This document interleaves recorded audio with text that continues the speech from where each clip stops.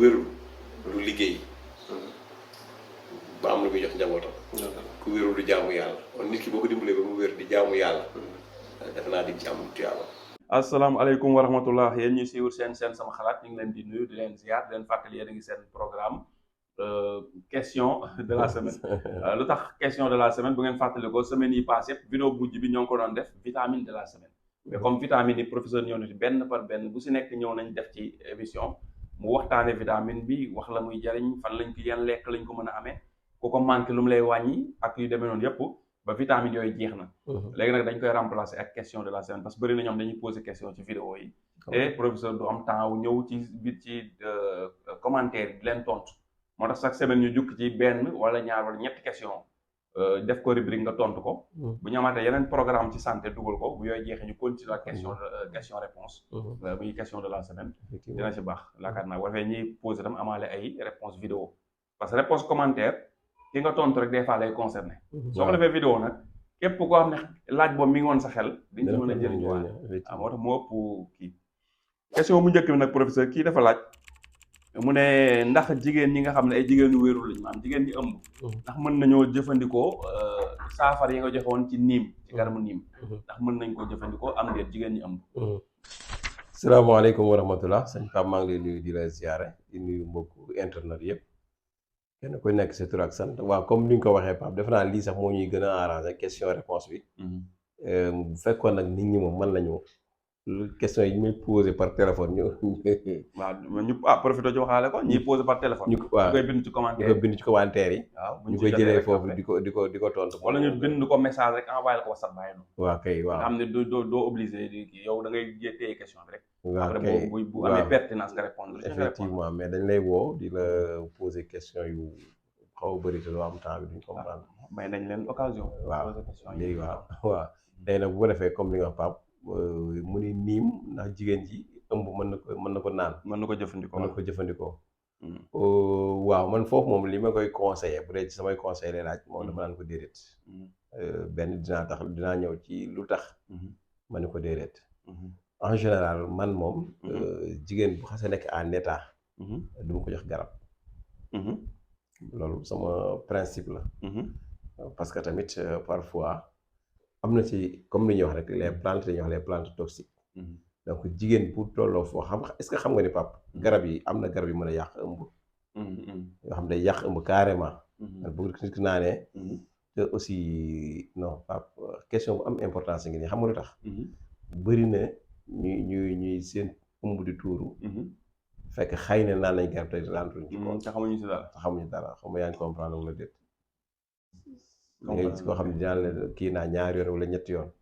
te mën na am lu muy lekk la lu muy naan te xamul ni loolu day yàq ëmb. waaw kay foofu laa waxee xam nga loolu. tey lu mel ni mbant mi da koy def. te xëy na nit mën na feebar rek wala muy doog a jël ëmb ñu ne ko naanal mbante. waaw moom la ko jot ñu digal ko mbante. waaw te ki ko digal xamul ni daa ëmb. xamul ni daa ëmb fekk ëmbagul wala mu ëmb bu ndaw la. mu naan ko fekk loolu mën na tuur. am na ñoo xam ne léegi mën nañoo ñàkk ñaari ëmb wala ñetti ëmb. yaakaar ni sax feebar la fekk xëy na mën na nekk loolu. en général nag man moom ak jigéen fu mu mënti toll.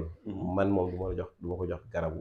niim ak garab sax laa dul joxe. garab ci boppam ci boppam. da passé nga niim bi mu laaj mais garab ci boppam. waaw ku nekk en état. voilà dama ko jox parce que foofu tamit da ngay jëlaat beneen précaution. parce que xam nga mooy li ñu doon waxtaan sànq ci vidéo yi parce que tamit ñun ay tradipraticiens lañ. koo fi jox garab mu nekk en état yi leen dal ko. c'est kaw lay posé waat. jëkkër da lay plainte. waaw kay wala ñu dem hôpital plainte la. ñu nekk beneen problème. donc moo tax ñi may seetaan xam na ni ñi fi am hépatite ak yi ma wax yëpp ni ma dañoo nekk en état dama leen bàyyi leen ba accoucher. yéen ñoo ma jox leen garab. d'accord kon tontu bi leer. il faut être prudent. léegi nag bu ko defee man li may recommandé waxuma la nii moom dafa wax waxatuma ko moom. léegi moom ku nekk en état. am na garab yoo mën a jël gaa moom. toujours am na garab yoo mën a jël mais man ma laa wax garab yi may fajal di ma ko jox ku nekk en état te loolu yàgg naa ci. léegi nag nit ki mën na bu fekkee nag garabu nit moom dama koy conseillé bu mu ko jël. d'accord parce que tamit parfois dama koy wax garab boo fi gis. médecine traditionnelle la tey kii ëmb di naan sexaw. loolu sexaw kenkiliba médecine garabu olof la. kafe Tuubaa bi garabu olof la te pourtant mi ngi koy jël. noonu mu koy jëlee nag am na yeneen garab yoo xam ne noonu la ko mën di naanee te du ko wàññi dara yi ngi rek saaba yu demee noonu. d'accord comprendre mais par prudence. nit ki nekkee en état. man du ma ko jox garabu olof la ko bàyyi ba mu bu accoucher ba pare. parce que mbir mi concerné tu ko moom dong. waaw kay waaw. dafa am keneen ku nekk ci biiram ci biiram. te kooku ndax attan na garab geeg. waaw kay attan waaw loolu beneen paramètre bu compliqué rek moom lool. da nga koy bàyyi ba mu accoucher ba pare. nga doog continuer traitement bi. donc macha allah surtout nag bu dee niim na moom waxatuñ ko moom dafa weex. dëgg la donc moom kon bu dee niim mën na ko bàyyi ba nekk ba wér. donc dëgg la. d'accord. kon daal jigéen bu gëmb gu nekk daa war a bàyyi xel ni mu ngi mel ni daa day dox am xale bu mu jàpp ci loxoom ànd ak moom di dem. waaw. lépp lu ko laal day laalaale xale ba. xale bi waaw moo tax lu muy def rek na sóoraale. da koy sóoraale bu baax a baax waaw. loolu leer na léegi nag bu demee nag ba yenn cas yi nag. foofu moom mën na loolu nag beneen cas exceptionnel la exemple. tey nit ki feebar na ba sonn hôpital mënu ci dara yu demee noonu. loolu moom nga xam ne lii moo fi sës. waaw dinañ xam ne lii moo fi sës. c'est clair. feeg ñu ngi ci jàmmoonam dara mu bëgg a faju nii rek mën a patienté. ba accoucher doo jël yenn garab yi. d'accord macha allah. loolu yaakaar naa li naan leer na naaj. leer na naaj macha allah. léegi question bi si topp.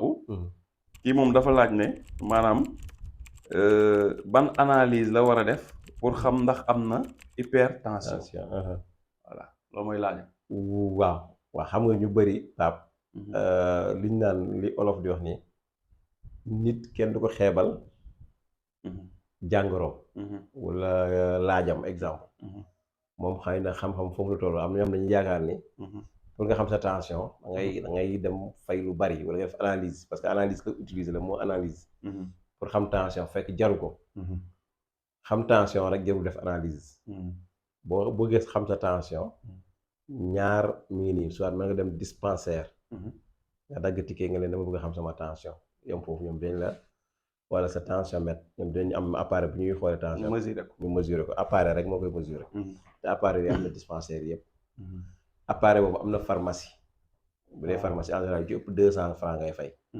ñu xoolal la sa tension. xoolal sa tension waaw. léegi kon jël du nekkul analyse bu nit ki di def. waaw du dañuy jël benn prélèvement ci yow. jël sa traite wala nangam wala tuflit wala. pour xam non appareil bi lañ lay takkal rek. appareil bi génnee tension bi waaw. ok léegi tension mën na yéeg wala mu wàcc dañ la wax ban chiffre la ba xam ne hypertendu la. wala hypo la. d'accord maanaam ba xam dafa yéeg wala dafa wàcc. léegi nag foofu liñ fay jàngale war rek. mooy que ni jarul dem hôpital. du analyse. demal dispensaire. wala nga dem pharmacie bu la gën a jege. su la neexee tamit.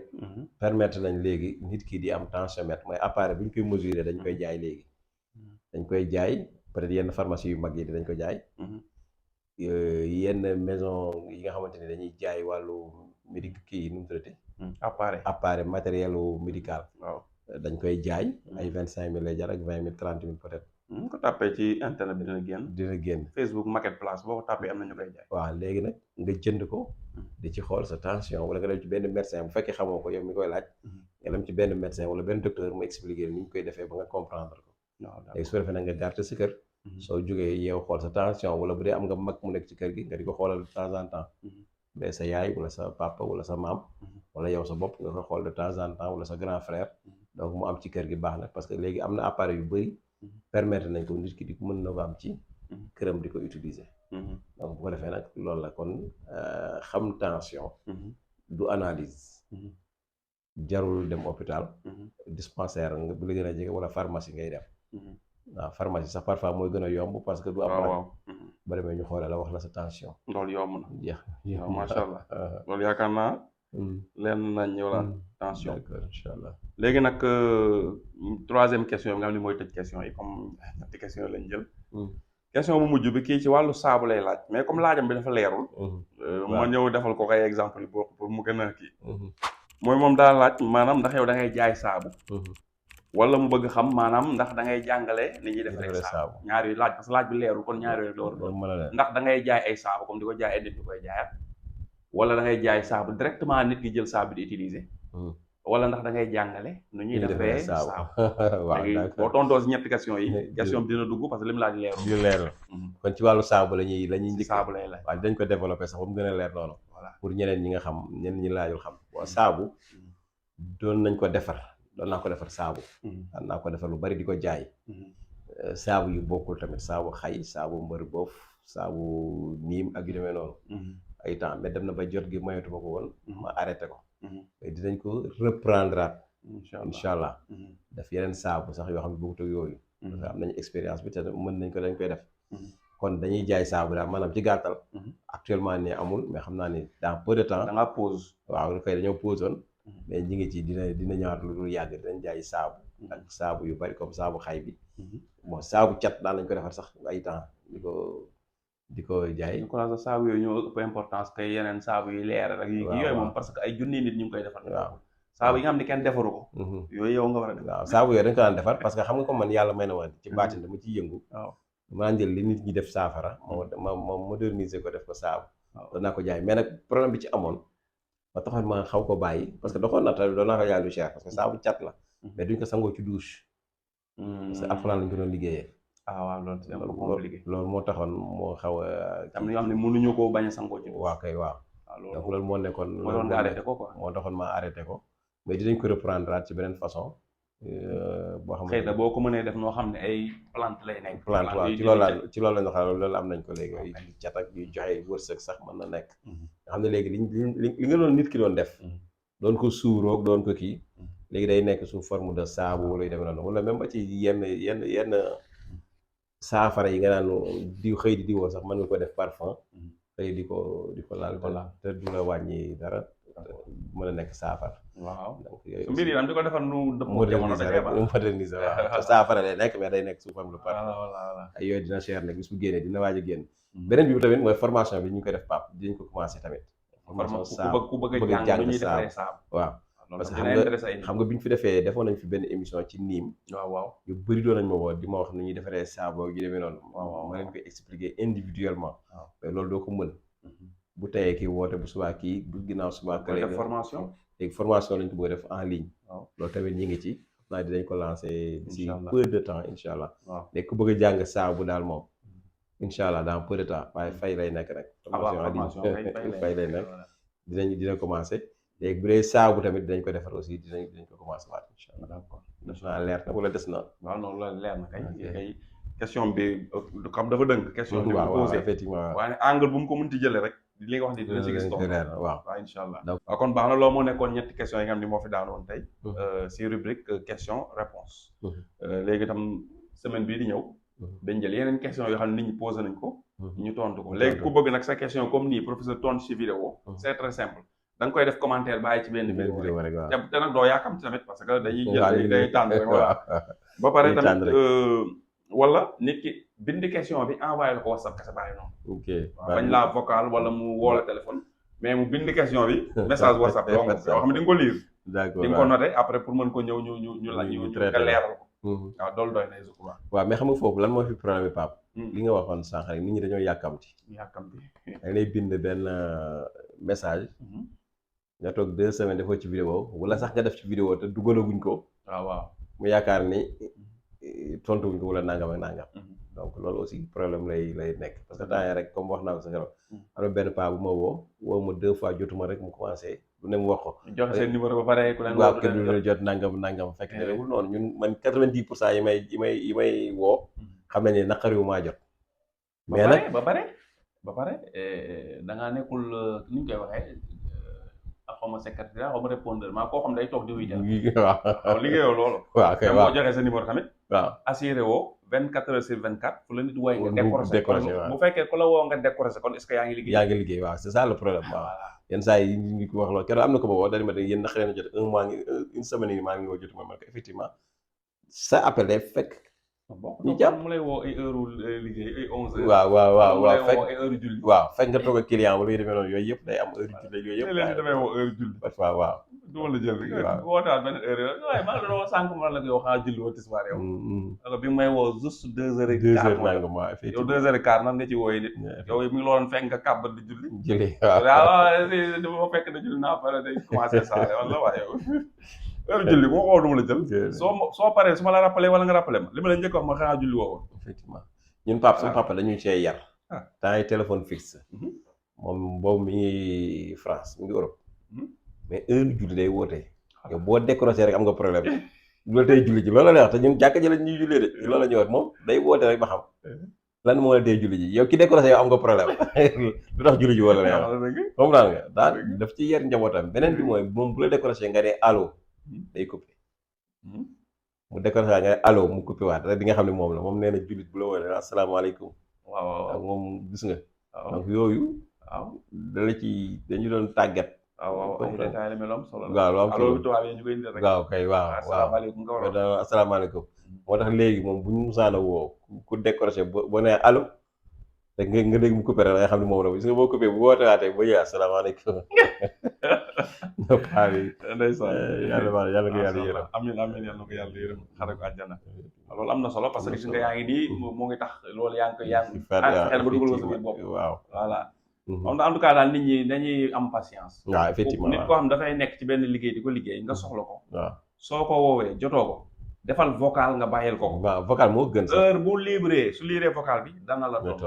effectivement mais woote appel direct daan dafa commencé xeewi waaw ñu bëri dañ koo bëgg dafa am ni ñoom dañoo bëgg a woote te ba pare dañ lay woo bëgg la téye 30 minutes nga téye ko doomu aadama buy liggéey jaaduwul te li seetul benn affaire ñii déglu mën nañ ko seet yow mën nga ko seet ku la woo téyel 30 minutes li mu waxoon ci 5 minutes yu njëkk yi moom lay répété di ko répété ngeen koy discuter mu koy répété di ko répété ba doyal après ngeen coupé mais 30 minutes yëpp du wax ay wax yu bokkul day répété même chose non li ci ëpp sax mooy li nga wax ni appel day bëgg a xew yi parce que dama koy faral di wax ñu bëri dañuy bëgg woo la jot la mais dama koy faral di wax ni man ku ma woo ñu discuter ma ak yow soo coupé rek li nga ma waxoon presque fàtte naa ko parce que appel yee bëri te bu defee moom bu subaa bu la waxee daana maa la woowoon démb day jàppaa ne li mu la waxoon yow kër nga ko ba léegi parce que daal la maa la woowoon démb fekk yow démb wuy nga sans appel xam nga digal la man lu may def waaw man xëy na mu nekk solution pour yow ak tamit ku ñuy déglu ko xam da ngay liggéey si téléphone man ku ma woo téléphone